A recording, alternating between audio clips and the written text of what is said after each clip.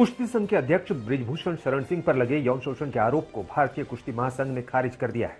कुश्ती महासंघ ने इसे निजी एजेंडे के तहत बदनाम करने की साजिश बताया। यौन उत्पीड़न के आरोपों पर कुश्ती संघ ने खेल मंत्रालय को कहा कि हमारे यहाँ यौन उत्पीड़न समिति है जिसे कभी इस तरह की कोई शिकायत नहीं मिली। कुश्ती महासंघ ने कहा कि ये विरोध निहित स्वार्थों से प्रेरित है क्योंकि WFI का चुनाव इस साल के अंत में होने वाले हैं।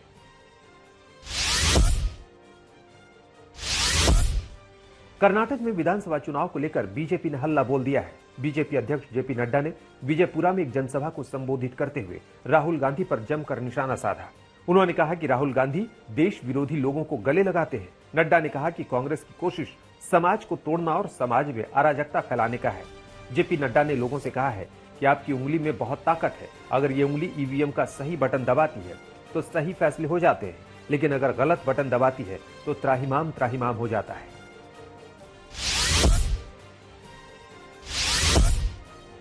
दिल्ली में आम आदमी पार्टी और एलजी के बीच विवाद थमने का नाम नहीं ले रहा है। केजरीवाल से मिलने से इनकार करने को लेकर एलजी पर आम आदमी पार्टी भड़क गई। आम आदमी पार्टी सांसद संजय सिंह ने कहा कि उपराज्यपाल अपने सिर से बीजेपी का भूत उतार ले। आम आदमी पार्टी की नेता आतिशी ने उपराज्यपाल को चुनाव लड़ने की चुनौती दी। अरविंद केजरीवाल ने विधायकों के साथ एलजी से मिलने का समय मांगा था। वो विधायकों के साथ एलजी से मिलना चाहते थे।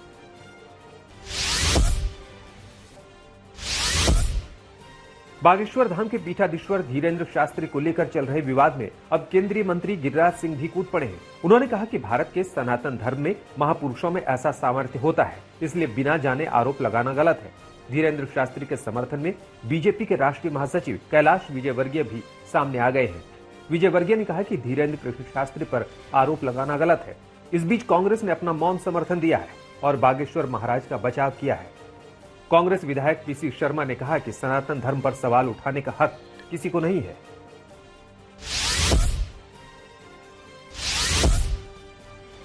बीबीसी की प्रोपेगेंडा डॉक्यूमेंट्री पर जजों अधिकारियों ने आपत्ति जताई है। 302 वरिष्ठ लोगों ने चिट्ठी लिखकर बीबीसी की बखिया उधेड़ी। चिट्ठी लिखने वालों में 133 सेवानिवृत्त नौकरशाह, 33 राजदूत, 11 पूर्व जज शामिल हैं। इस बीच केंद्र सरकार के आदेश के बाद पीएम मोदी को लेकर बनी बीबीसी की डॉक्यूमेंट्री को शेयर करने वाले ट्वीट्स को ब्लॉक कर दिया गया है। डॉक्यूमेंट्री की जांच में पाया गया कि ये छवि बिगाड़ने की कोशिश है। यूपी के बांदा में एक बार फिर से तेज रफ्तार का कहर देखने को मिला है।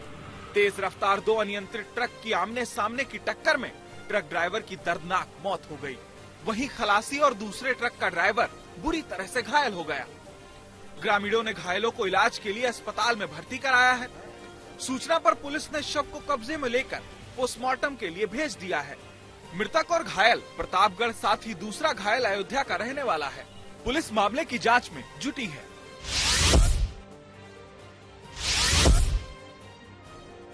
औरैया में एक परिवार के ऊपर कच्ची दीवार गिरने से पति पत्नी और बेटे की दर्दनाक मौत हो गई। वहीं जब आज तक की टीम ने गांव में जाकर देखा तो हालात क्या थी, उस परिवार की किस तरह से करता था गुजर बसर, ये हम आपको दिखाते हैं। इंद्रवीर अपनी पत्नी और बच्चों के साथ रहता था। वहीं इंद्रवीर के पास कोई मकान नहीं था, केवल एक मकान के रूप में कच्ची दीवार के सहारे छप्पर डालकर बच्चों के साथ करता था गुजर बसर। शख्स गांव में बने पंचायत घर में अपना खाना बनाता और शाम को बच्चों के साथ सोने छप्पर के बने मकान में आ जाता। लेकिन जब रात सब सो रहे थे तभी अचानक से कच्ची दीवार सबके ऊपर गिर गई, जिसमें इंद्रवीर, उनकी पत्नी और बच्चे की मौत हो गई। 2 बच्चे गंभीर रूप से घायल हुए हैं, जिनका इलाज जारी है।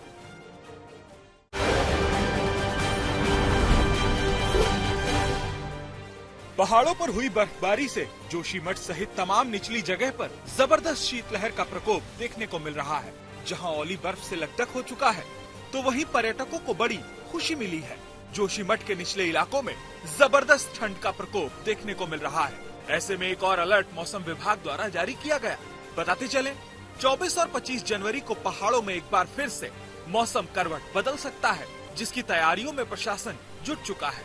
लोग सुबह और शाम अलाव का सहारा लेने को मजबूर है, क्योंकि यहाँ पर कल हुई बर्फबारी के बाद बर्फीली हवाओं ने लोगों का जीना मुहाल कर दिया। हर कोई सिर पर टोपी, हाथों में दस्ताने और गर्म कपड़े पहने हुए नजर आ रहा है। जनवरी जाते जाते पहाड़ों पर एक बार फिर से सर्दी का कोल्ड अटैक देखने को मिल रहा है। राजस्थान के धौलपुर में मकर संक्रांति का पर्व समाप्त होने के बाद भी मौसम साफ नहीं हो रहा। हाईवे और सड़क मार्गों पर सन्नाटा पसर गया।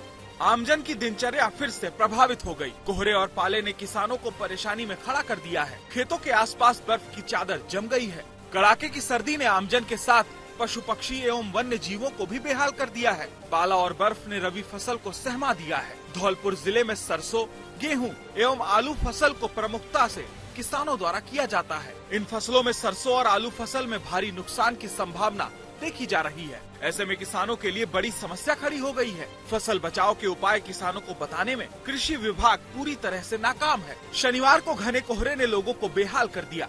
एनएच पर भी आवागमन की रफ्तार काफी धीमी देखी गई। मौसम विभाग से मिली जानकारी में 26 जनवरी तक घना कोहरा और सर्दी के बने रहने की पूरी संभावना दिखाई दे रही है। फिलहाल मौसम के बदलते मिजाज ने सभी को परेशान कर दिया है।